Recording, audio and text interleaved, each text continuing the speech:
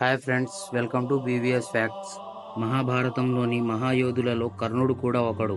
కర్ణుడు ఎంతో దానగుణం కలవాడు. దానగుణంలో కర్ణుడిని మించిన వారు లేరు. అంతటి గొప్పవాడు కర్ణుడు. కర్ణుడు తన వీరత్వంతో మంచి కీర్తిని సంపాదించుకున్నాడు. పరశురాముని వద్ద అస్త్రశస్త్ర కళల్లో నైపుణ్యం పొంది కర్ణుడు గొప్ప ధనుర్ధారి అయ్యాడు. కర్ణుడిలాగే అతని కుమారులు శక్తివంతులు. అంత శక్తివంతమైన కర్ణుడు తన కుమారులను శక్తివంతులుగానే తయారు చేశాడు. కర్ణునికి ఎంతమంది కుమారులు? కురుక్షేత్ర యుద్ధంలో పాల్గొన్నవారు ఎంతమంది? కర్ణుని కుమారులలో కర్ణుడంతటి యోధుడు ఒకడు ఉన్నాడు. అతను పేరేమిటి? కర్ణుడి కుమారుడిని చూసి పాండవులు ఎందుకు పారిపోయారు? అలాగే కృష్ణుడు ఎందుకు భయపడ్డాడు? కర్ణుడు తన కళ్ల ముందే తన కుమారుడు మరణిస్తుంటే ఎందుకు చూస్తూ ఉండిపోయాడు?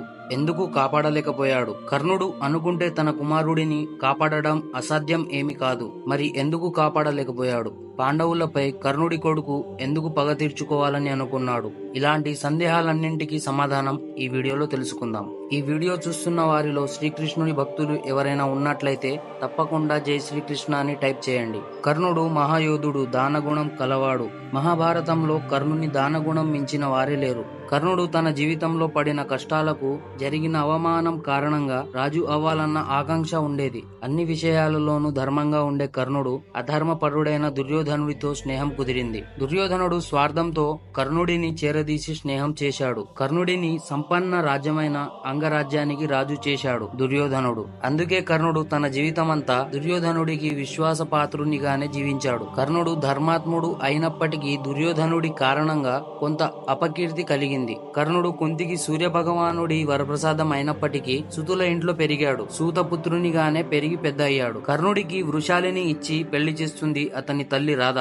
దుర్యోధనుడి రథసారథి అయిన సత్యసేనుని చెల్లెలే వృషాలి. వృషాలి ఎంతో గుణవంతురాలు. చిన్నతనం నుండి ఇద్దరు మంచి స్నేహితులు. కర్ణుడు వృషాలిని ఇష్టపడి వివాహం చేసుకున్నాడు. వృషాలికి కర్ణుడు మరియు దుర్యోధనుల స్నేహం ఏమాత్రం నచ్చేది కాదు. కర్ణుడికి ఇంకొక భార్య కూడా ఉంది. ఆమె పేరు సుప్రియ.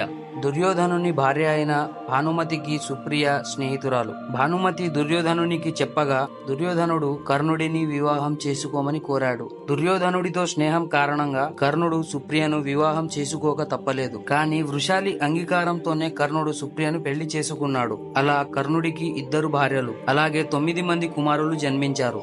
వారే వృషసేనుడు, సుధామ, చిత్రసేన, సుసేన, శత్రుంజయ, సత్యసేన, ద్విపద, బాణసేన మరియు వృషకేతు. అందరికంటే పెద్దవాడు వృషసేనుడు, చిన్నవాడు వృషకేతు. అయితే 9 మంది కర్ణుని కుమారులలో 8 మంది కురుక్షేత్ర యుద్ధంలో పాల్గొన్నారు. వృషకేతు ఒక్కడే కురుక్షేత్ర యుద్ధంలో పాల్గొనలేదు.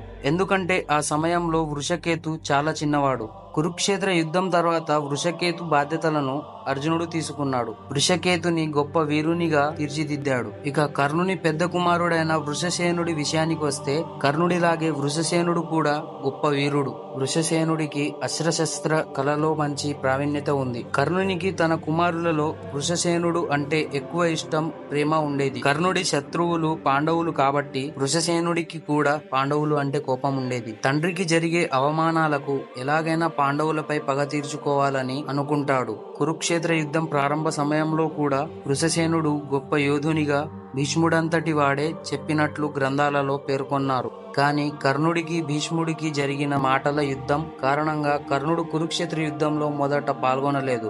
భీష్ముడు యుద్ధంలో ఉన్నన్ని రోజులు నేను యుద్ధమే చేయనని వెళ్ళిపోతాడు. కర్ణునితో పాటు అతని కుమారులు యుద్ధానికి దూరంగా ఉన్నారు. భీష్ముడు బాణాలపై ఉన్నప్పుడు కర్ణుడు వెళ్లి భీష్ముడితో మాట్లాడి అంగీకారం అలాగే ఆశీర్వాదం తీసుకుని కర్ణుడు యుద్ధం 11వ రోజున కురుక్షేత్రంలో అడుగు పెట్టాడు. కర్ణునితో పాటు అతని 8 మంది కుమారులు కూడా కురుక్షేత్రంలో అదే రోజున యుద్ధానికి దిగారు. వృషసేనుడు పాండవ సైన్యాన్ని చిత్తు చేయసాగాడు. వృషసేనుడు మహావీరుడు, గొప్ప పరాక్రమవంతుడు, ఒకేసారి 1000 బాణాలు సంధించగల మహాయోధుడు. కురుక్షేత్రంలో అడుగుపెట్టిన రోజే నకులుని కుమారుడైన శాతనికను అతి భయంకరంగా ఓడించాడు.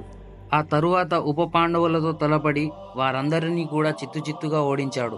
ఉప పాండవులను కాపాడడానికి వచ్చిన సహదేవుడికి వృషసేనుడికి మధ్య భీకర యుద్ధం జరిగింది. సహదేవుని విల్లుని విరిచేస్తాడు వృషసేనుడు. ఆ సమయంలో సాతకి వచ్చి సహదేవుణ్ణి రక్షిస్తాడు. వృషసేనుడు యుద్ధంలోకి అడుగుపెట్టిన రోజే పాండవ సైన్యానికి భారీ నష్టం చేకూర్చాడు. ఇక కురుక్షేత్ర యుద్ధం 12వ రోజున వృషసేనుడు విరాటరాజుతో యుద్ధానికి తలపడతాడు. ఇద్దరి మధ్య భీకర యుద్ధం చోటు చేసుకుంది. అర్జునుడి కుమారుడైన అభిమన్యుడు విరాటరాజును కాపాడి వృషసేనుడితో యుద్ధానికి తలపడతాడు. అభిమన్యుడు వృషసేనుడితో భీకర యుద్ధం చేసి వృషసేనుడి విల్లును విరిచేస్తాడు. వృషసేనుడు అభిమన్యుడితో యుద్ధం చేయలేక ఆ రోజు యుద్ధం నుండి పారిపోయాడు. వృషసేనుడు యోధుడైనప్పటికీ అభిమన్యుడు మహాయోధుడు, అలాగే అతని కంటే పరాక్రమవంతుడిగా చెప్పబడ్డాడు. కురుక్షేత్ర యుద్ధం 14వ రోజున పాండవుల సైన్యంపై విరుచుకుపడి చాలా నష్టం కలిగించాడు వృషసేనుడు. ఆ తరువాత దృష్టదుమ్యుడితో యుద్ధం చేసి అతడిని కూడా ఓడించాడు. కర్ణుడి అంత పరాక్రమం కలవాడు కర్ణుడి కొడుకు వృషసేనుడు. కురుక్షేత్ర యుద్ధం 17వ రోజున నకులుడితో యుద్ధానికి తలపడతాడు వృషసేనుడు. నకులుడితో భీకర యుద్ధం చేసి అతని రథాన్ని నాశనం చేస్తాడు.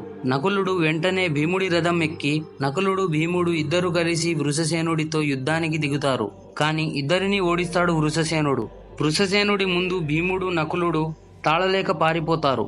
కానీ వృషసేనుడు వేసే బాణాలకు భీముడు తీవ్ర గాయాల పాలవుతాడు. పాండవులనే భయంతో పారిపోయేలా చేశాడు వృషసేనుడు. దాంతో భీముడు అర్జునుడిని గట్టిగా అరిచి వృషసేనుడిని వధించమని చెప్తాడు. అప్పుడు అర్జునుడు వృషసేనుడితో యుద్ధానికి దిగి ఇద్దరి మధ్య భీకర యుద్ధం జరిగింది. వృషసేనుడు వేసిన బాణాలకు అర్జునుడు కూడా గాయపడతాడు.